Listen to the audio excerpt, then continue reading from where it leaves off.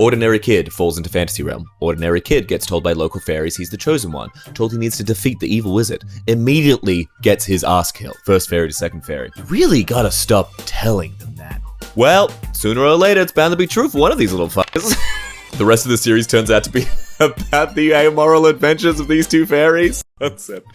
Fairy tale with a wicked step-parent, who is of course also some sort of warlock, transforms the princess into a swan, as one does, but rather than running off to mope around in a lake and be beautifully tragic, the princess decides to stick around the palace and cause problems on purpose. It is a lovely day in the palace, and you are a horrible goose. Demon appears. Hello, lover. All look at the part. Okay, rude. I've never seen this demon before in my life. No, my ex is referring to me. Seriously? You're that surprised? I keep saying I wasn't always a member of the clergy. A fantasy series where the court wizard is treated and portrayed just like an IT guy. Court wizard fixing the queen's magic mirror. Has the attempted cleansing and reapplying the runes anew? Court wizard finally fixes the magic mirror and sees the reflection of the queen reciting, "Show me beautiful forest nymphs. Show me where to find beautiful forest nymphs. Show me local witches willing to summon beautiful forest nymphs. Show me beautiful witches. Show me..." The librarian leans in close. Books unavailable to the average citizen, Warlock? I believe I can help you. She leads you through winding halls until you come to a tiny doorway. Surreptitiously, she slips a small key into the lock and motions you in. Torches flicker, and as your eyes adjust to the light, you see that the room is full, floor to ceiling, with gnome erotica. Is this the result of a failed skill check or a successful one?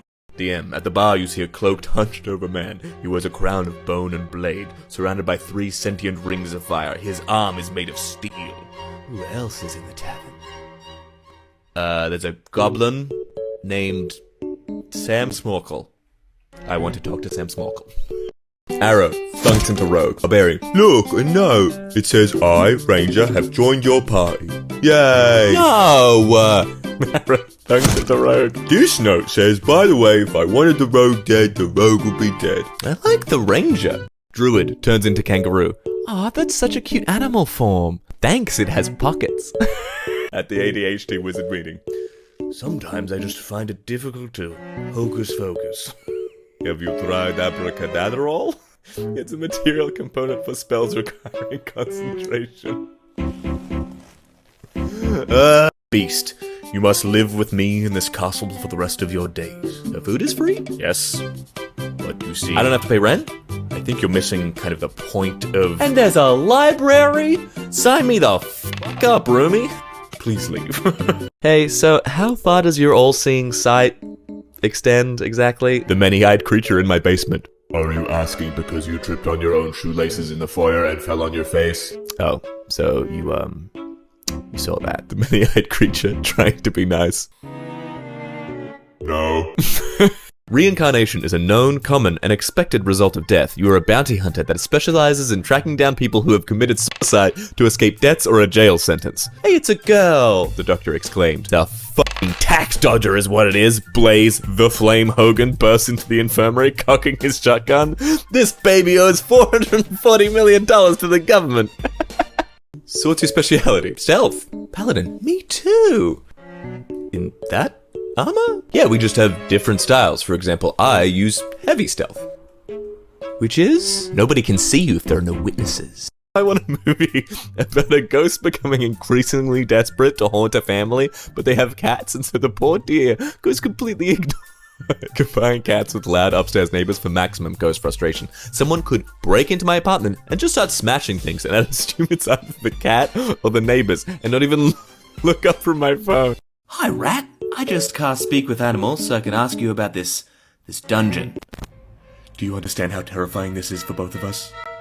Who is speaking to you? Am I the same being I was before, or have I become something else? Are there orcs in the next room? Or... Welcome, mortal, to the end of existence. Oh, it's you again. Hi. Big weekend? You betcha. Did you redecorate? Oh my god, yes. Thanks for noticing. Oops, getting healed. Tell Nancy I say hi. See you next week. Character concept. Barbarian who is not the chosen one and couldn't draw the sword from the stone. Instead, they just lift the whole thing and use it as a big hammer. Got a really good idea for a D&D character I'll never get to use. It's a talking horse. You'd think this had come with some kind of magical backstory about getting turned into one, but turns out they were just born that way. You find out that the mother was a centaur, their father is a horse-headed minotaur, and they have a sister who's a perfectly normal human. They're a rogue thief because nobody expects a horse is the culprit. You're an orc guard in a fully garrisoned and protected fortress 2 miles into a mountain. You're standing post and suddenly you hear a knock outside the door. You know you're not authorized to move from your post, but your curiosity overtakes you and you open the door. A horse is standing there. As your brain races to think of some explanation for the sudden and unexpected presence of the horse, it leans in and whispers, "No one will ever believe